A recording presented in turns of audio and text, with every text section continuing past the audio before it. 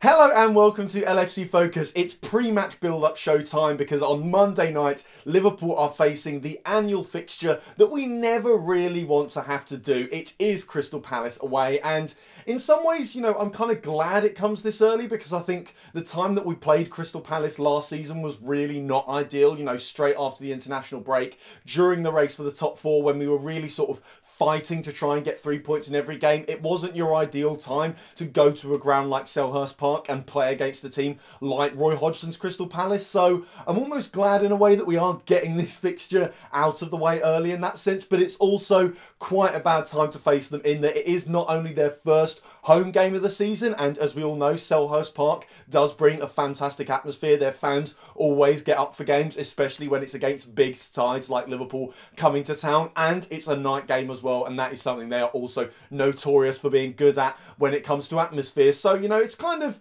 swings and roundabouts here. In some ways, you know, it's great to get it out of the way early, and also when I'm thinking about it from a Liverpool perspective, we're also good at night games as well. You know, like I said, the time when we played them last season, a 12:30 kickoff as well, just doesn't suit us at all. I'd much rather Liverpool played every game kicking off at 8 o'clock at night, because I think, you know, taking the European nights from last season and just how we've played under Jurgen Klopp in general in these kind of situations, it does really seem to suit us. And also playing on Monday night, you've got a little bit of extra time to prepare. You know, I think that 8 days between the West Ham game and this Crystal Palace game could end up being really vital in terms of Klopp just, you know, getting the players to recover from West Ham, because it is of course the first competitive game of the season, but also addressing, you know, obviously so many things went right, but there will still be things that the manager will want to look at on the training pitch, especially with the new signings. You know, you'd hope that Fabinho has had a little bit more time to settle in. Alisson's sort of growing into his role even more. Naby Keita, I mean, he was fantastic against West Ham, so it's difficult to imagine him getting better, but that is still a possibility. But yeah, I feel like this is, like I said, there are bad things about it. You never want to play Crystal Palace, especially in a night game, but I am glad we're getting it out of the way early, and night games always do seem to serve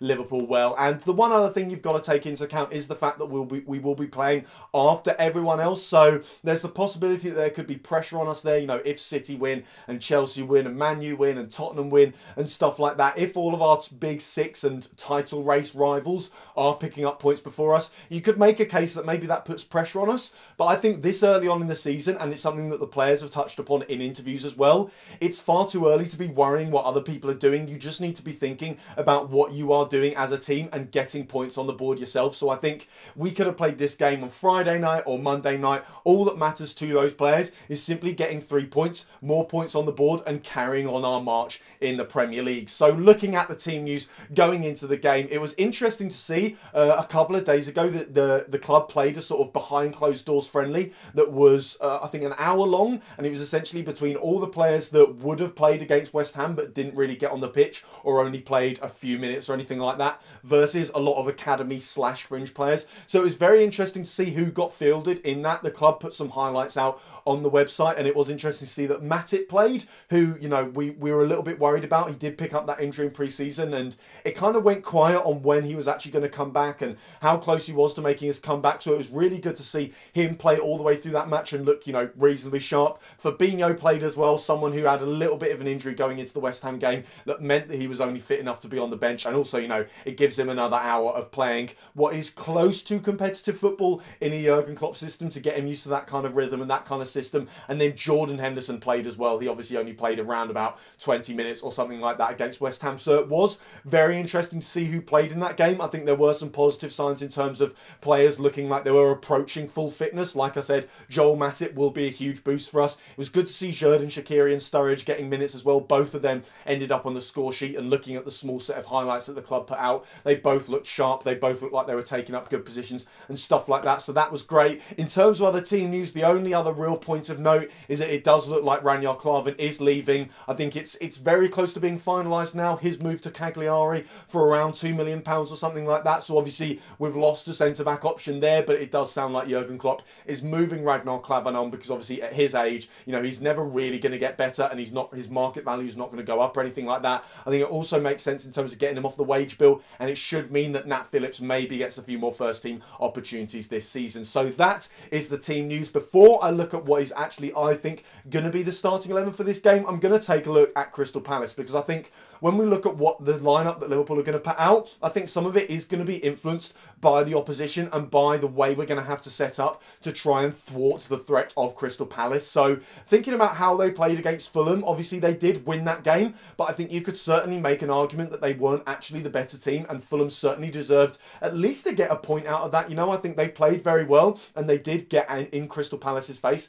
and create a lot of chances. I mean, Crystal Palace certainly set up to hit Fulham on the break in that game, and that is something that we certainly expect them to do against Liverpool. Even though it is a home tie, they will be sitting back a lot and they will look to get their goals on counter-attacks and stuff like that, and that was pretty effective against Fulham. You know, the Benteke to Zaha knockdown, which also caused us a lot of problems at Selhurst Park last season, that is still absolutely a thing, so it's certainly something we're going to need to watch out for. But in terms of how Fulham actually managed to break them down, and like I said, Fulham were very good in that game and they created a lot of goal-scoring chances. A lot of it was simply about playing vertical passes very quickly, you know, because Palace will look to low block, they will look to get players behind the ball and stuff like that, but they will still be looking for goals as well, especially with it being at home. And while most of the time it will be on counter-attacks, you've got to look at how a lot of their players play, and I think the fullbacks that they've got, Van Aanholt and Wan-Bissaka, are both fullbacks that even in that Palace system, they want to get forward, they want to get in part of the attack. And there was one point where Van Aanholt, who is typically the left back in the side,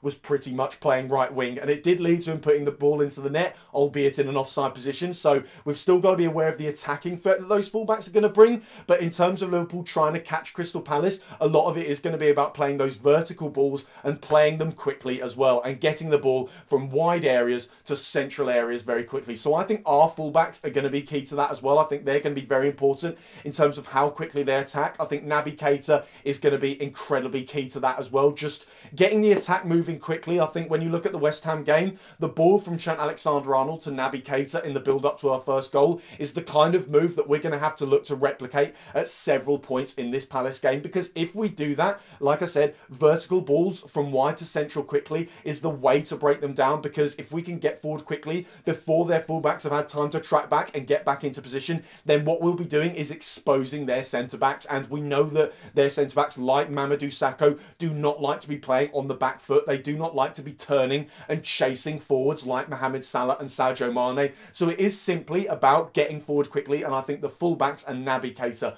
will be key to that. So taking a look at how I think we're actually going to line up in goal, of course it's Alisson. It's a weird one here because I'm almost hoping that we see him tested in some way. Obviously, I don't want Palace to score. I don't want them to dominate the game. I would rather, really, they had no shots on goal and our defence was just perfect throughout the game because of that. But I also want to see Alisson tested. I want to see the full measure of his ability, because we know he's a fantastic goalie and we just want to see a goalie put in a massive performance in a Liverpool shirt. So I'm kind of torn on that. Either way, I'm just hoping that he makes some boss saves and stuff like that. And he will also be important because, like I said, the Benteke to Zaha knockdowns are still a thing. So there are moments when he'll have to be quick on his line to stop Zaha from bearing down on him and creating a one-on-one situation. There are other moments where there are going to be lots of crosses into the box and he's going to have to use his catching. The good thing is, these are both things that we know he's good at. We know that he loves to come out and command his area outside the 18-yard box as well. And we've already seen in a Liverpool shirt how composed he is coming and collecting the ball, whether that be punching it or catching it from crosses. So this will be a bigger test for Alisson than the West Ham game. And, you know, from what we've seen so far, hopefully he will pass it with flying colours. So then onto the back line, there's an interesting call to be made here on the right back, because it is essentially between Trent Alexander-Arnold and Nathaniel Clyne, because obviously Alexander-Arnold, he did have a difficult game at Selhurst Park last season, and while he had a good game against West Ham, you could still make the argument that he's ever so slightly rusty. And I think with that 8 days between these games, hopefully he's got himself fully back up to speed here. But there is the argument that because Clyne is just so defensively sound, he's almost a better option here, because he can almost play as a third centre-back if need be and come inside to try and stop those Benteke to Zaha knockdowns from being so effective. But like I said, if we want to break Crystal Palace down going forward, we need our fullbacks to be contributing contributing to the attack an awful lot, and that's not just playing passes from deep, that's also overlapping the wingers and actually getting in to get crosses into the box as well, because that is another way that Fulham threatened Crystal Palace. So I actually think Trent Alexander-Arnold should get the nod here. Like I said, you can make a case for Nathaniel Clyne, and if he starts in this game, I won't necessarily be upset about that, but I just think he's so limited in terms of going forward. He always passes safe and stuff like that I think Trent Alexander-Arnold is the better option to try and get us goals in this game. And then the centre-back pairing, Joe Gomez and Virgil van Dijk. Like I said, Joel Matip is back fit, and that will be a huge boost for us because we didn't have a centre-back apart from maybe Fabinho, who is, of course, a defensive midfielder by trade, or at least that's where we see his future at Liverpool in the long term. We didn't have a proper centre-back on the bench, so it would be great to have Matip as backup, but I think there weren't really any negative signs from Van Dijk and Gomez against West Ham. And when you think about what could end up being our long-term partnership, not just this season, but over 5 years into the future, Joe Gomez and Virgil van Dijk could be a very promising partnership. And I feel like we'll get a very good measure of how they work between them in this game, because like I said, those Benteke to Zaha knockdowns, a lot of it is about getting one player to keep an eye on Benteke and one player to keep an eye on Zaha. So communication will be key between them in this game. It will be really important that they stay focused and they stay on the same wavelength at all times. So this will be a really interesting game to see the full measure of how Van Dijk and Gomez work as a partnership, and I can't see any reason why Jurgen Klopp would not start them both in this game. At left back, straight choice, Andy Robertson, fantastic going forward, can do that Nathaniel Clyne thing of dropping in and almost being a third centre-back at times as well, so he's essentially perfect for this game. There's no reason why you wouldn't start him, and he is fit. The midfield, the real interesting question here is who plays as the number 6, because obviously Wijnaldum did a decent job in it against West Ham. Henderson is maybe slightly more fit than Fabinho because he did come on in the he came on in the game against Torino. He also got some minutes against West Ham, which Fabinho didn't do. And obviously Henderson has been playing for Liverpool for a while, so you can make a case for him being maybe more suited to our system. I think you rule out Wijnaldum because he just doesn't quite have the height to deal with those Benteke type situations. And I think, like I said, the fullbacks are going to have to bomb forward and they will occasionally leave space open. So what we really want our defensive midfielder to do in this game is A, stop counter-attacks by putting in tackles and by being positionally aware, and B, help out those centre-backs in dealing with the aerial threat of players like Christian Benteke. So I think you rule out Wijnaldum for that, also because he is essentially, he's a deep line playmaker. I think he suits the game against West Ham where he's spraying balls around from deep, and it's only rarely that he really needs to do any sort of jobs defensively. So I wouldn't play Wijnaldum. I think Henderson, it's between Henderson and Fabinho, and I would be tempted to go for Fabinho. I think if they are both fit and both, up to speed with Jurgen Klopp's methods and stuff like that, it's a no-brainer to choose Fabinho just because he has a little bit of extra height than Henderson. You could maybe argue that he doesn't quite have the physicality, but I think coming from the French league, you can't be a weed to play in that league. You can make all the arguments you want about the quality of football there, but it is a very physical league at the end of the day. So he's got enough muscle on him, and he's very tall as well, so he's capable of dealing with those aerial battles and stuff like that. And when I was talking about the counter-attack and how we've got to thwart Crystal Palace from doing that, from getting in our faces that way, Fabinho's just perfect for that because his positional awareness means that counter-attacks almost never even start because he cuts them out before they can even get going. And also, in terms of game management, if we do kind of lose control of the midfield or anything like that, Fabinho is perfect at just kicking lads. Occasionally, all you need is someone who's just going to go in, put in a late tackle. They don't even need to win the ball. Sometimes that's not even what you want them to do. They just need to leg a few lads around the gaff in the middle of the park and just slow things down if you are going to lose control of the game. So I think, it is essentially horses for courses, and I would personally start Fabinho. I think that's probably what Jurgen Klopp will be thinking about, and I feel like he might tend towards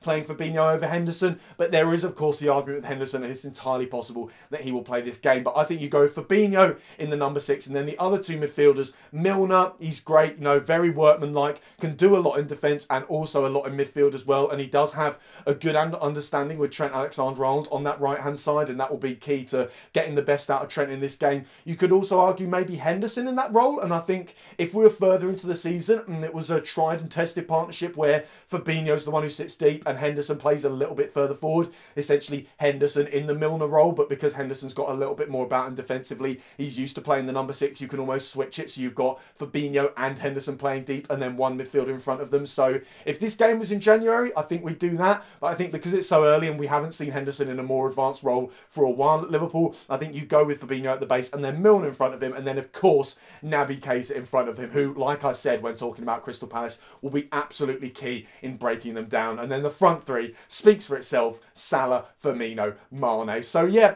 that's a good Liverpool lineup. That's more than capable of beating Crystal Palace. I think we should be thinking about nothing other than the 3 points in this game. You know, it's not one where we should really be thinking about taking a draw because, like I said, Palace are a good side. They have a fixed method of how to set up in these type of games. They have a clear idea of how to get at Liverpool. But I just think at the end of the day, Liverpool are the better side and we've dealt with them before, and while we did have struggles against them at Selhurst Park last time out, I think the fact that the back four is the same, pretty much the same in this game, at least the one that I'm hoping will start, as the one that played at Selhurst Park. I feel like they're more aware of what Palace will try to do now. Like I said, Alexander-Arnold was one that really got caught out by Wolves Zaha in that game, so I'd expect him to be more wise to those kind of tricks now. So I feel like it's going to be a tough game. It will be more difficult than West Ham. They're not going to play a high line against like West Ham did or anything like that. But if we are focused, if we are clever, and if we just do all the things we know this Liverpool side is capable of, then we can still come away with the win. So that is all for today's video. Thank you guys very, very much for watching. If you did enjoy this video, then why not give it a like? If you're new around here as well, hit that subscribe button there. Check out some of the other videos that have been out on the channel over the past few days as well. Don't forget to follow at LFC Focus TV on Twitter, and I'll be back on Monday night with the post-match reaction after we have hopefully walloped Crystal Palace in their own backyard. Bye for now.